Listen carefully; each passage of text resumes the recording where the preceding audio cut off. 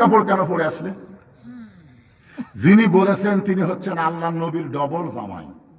তুই আমুয়া কিন্তু মানুষ না। এটা বলার মধ্যেও কিন্তু হেকমত আছে, আছে না নাই? কথা বল। বহু সাহাবী আছে, কিন্তু কোনো সাহাবী দাঁড়াইলো না। দাঁড়ালো তার নাম কি?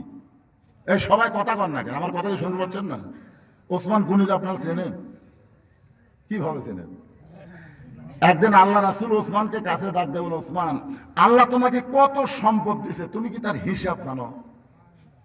তো ওসমান গনি বলতেছি, ইয়া রাসূলুল্লাহ, যেদিন থেকে সম্পদশালীর জন্য আল্লাহ যাকাত খরচ করেছে সেদিন থেকে হিসাব করা লাগবেই। আপনার বলতো যাকাত যার উপর খরচ হয়েছে তার হিসাবের দরকার আছে না নাই? শতকরা কয় টাকা? 2.5 টাকা।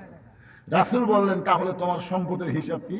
ওসমান গনি বলতেছি, ইয়া রাসূলুল্লাহ, আপনি এভাবে আমাকে কোনোদিন প্রশ্ন করবেন, আমি প্রস্তুত ছিলাম না। তবে আপনি যখন শুনতে চান তাহলে শোনেন। আল্লাহ আমাকে যে সম্পদ দিয়েছে, এই সম্পদ রাখতে গিয়া যে গুদাম আছে, এই গুদামে তালা দিয়া ওই তালার চাবি টানতে একটা উট হিমশিম খায়। কেউ সুবহানাল্লাহ বলো না পারে? আমার কথা কি আপনার বুঝতে পারতেছেন না? যে আল্লাহ আমাকে এত সম্পদ দিছে, এই সম্পদ গুদামে রাইখা ওই গুদামে তালা দিয়া ওই তালার চাবি টানতে একটা উট হিমশিম খায়। আল্লাহ রাসূল বলে, ওসমান, যে আল্লাহ তোমাকে এত সম্পদ দিছে, সে আল্লাহ যদি সম্পদ ফেরত চায়, কারণ সম্পদের মালিককে কথা কয় না। আপনারা বিশ্বাস করে বলতেছেন না? এমনি তো যে আল্লাহ এত সম্পদ দিছে, সে আল্লাহ যদি সম্পদ ফেরত চায়, তুমি কি করবা? সঙ্গে সঙ্গে ওসমান গনি মারছে দৌড়। ওসমান গনির দৌড় দেখে আইনমন্ত্রী, আল্লাহ রাসূলের আইন মন্ত্রীর নাম ছিল হযরত উমর, আইনমন্ত্রী বলতে, হুজুর, ওসমানের দৌড় দেখে আমার সন্দেহ হলো। আপনি এমন একটা ওয়াজ করলেন, উনি যে দৌড় দিল। রাসূল বলে, ওমর, তুমি যতই আইন করো, অজাতা আজগুবি কোনো কথা বলা যাবে না।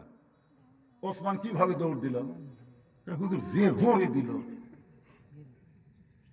আল্লাহ রাসূল বললেন, ইত্তাকু ফিরাসাতাল মুমিনিনা ফাইন্নাহু ইয়ানজুরু বিনুরিল্লাহ।